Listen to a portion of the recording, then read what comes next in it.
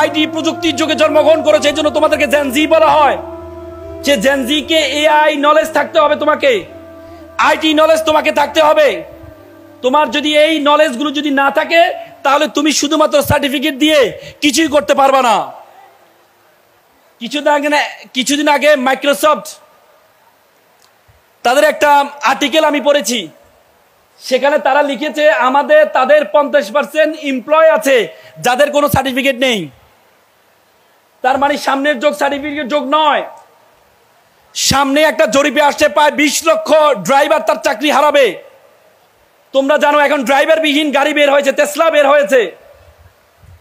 সামনে 30 লক্ষ ব্যাংকার তার চাকরি হারাবে। সামনে ব্যাংকের কর্মকর্তা দিয়ে ব্যাংক পরিচালনা করা হবে না। সামনে তোমাদের জন্য বড় চ্যালেঞ্জিং।